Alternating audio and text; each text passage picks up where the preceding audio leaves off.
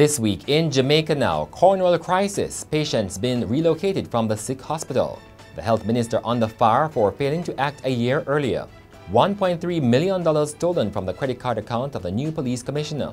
Disciplined gang leader Rooksie shot dead 2 months after Spartan attack. 2 of 4 inmates recaptured after Falmouth jailbreak. $300 million bust of counterfeit goods in downtown Kingston. And remembering the late Winnie Mandela. I'm Damian Mitchell and this is Jamaica Now. Police detectives are trying to track down members of a criminal network who went on a shopping spree with just over $1.3 million allegedly stolen from the credit card account of Police Commissioner Major General Antony Anderson before he took up office last month. Investigators believe the thieves created 2 cloned credit cards that were linked to Anderson's account. According to one investigator, over a 1-week period starting in late February, the cloned credit cards were used to rack up purchases totaling $1.3 million. Among the items purchased were car rims and several appliances.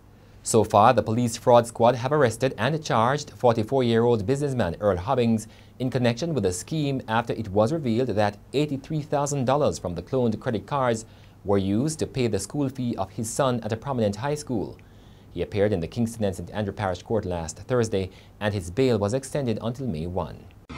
The police are trying to piece together clues into the murder of Rooksie James, the reputed leader of the Rosetown-based disciplined gang. His bullet-riddled body was discovered in a car on Tuesday night in Dunrobin, St. Andrew. In February, Rooksie was shot and injured in the parking lot of the Spartan Health Club in New Kingston. He was leaving the club shortly before 8 o'clock in the morning when 2 men dressed like construction workers opened fire. In July 2015, James was freed of the '99 murder of security guard Errol Magishi in Rosetown, Kingston, but he still had other criminal cases before the courts. 2 of 4 prisoners who escaped from the Falmouth police lockup on Wednesday night are now back behind bars.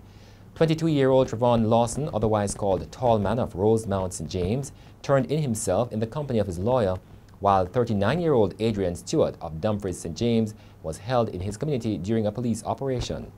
2 murder accused remain on the run, 24-year-old Mario Morrison of Bamboo District in Hanover and 31-year-old O'Neill Demetrius, otherwise called Boy Boy, of Low River, Waiterby, Trelawney. The prisoners escaped through an opening after cutting through a vent. 6 people have been arrested in connection with a multi-million-dollar bust of counterfeit goods on Princess Street in downtown Kingston.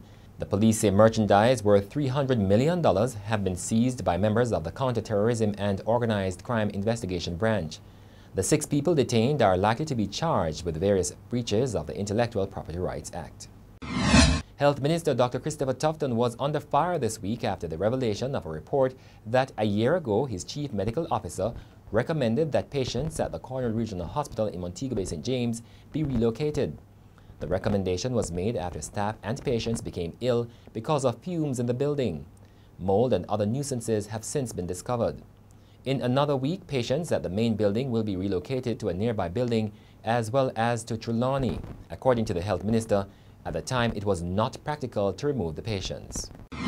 The president of the private sector organization of Jamaica, Howard Mitchell, says action will be taken against member companies if they are found to be denying Seventh-day Adventists employment because of their faith.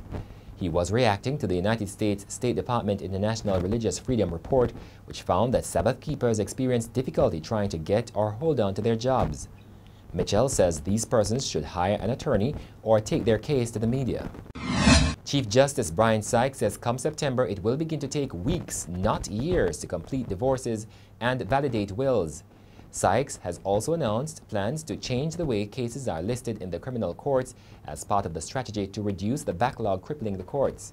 He says under the new dispensation, assuming that all the paperwork is in order, it should take 16 weeks for the granting of a decree absolute and 12 weeks for the granting of probate or the validation of a will. And that's it for this edition of Jamaica Now, your weekly review of the big news stories. Send us your comments at onlinefeedback@gleanerjm.com.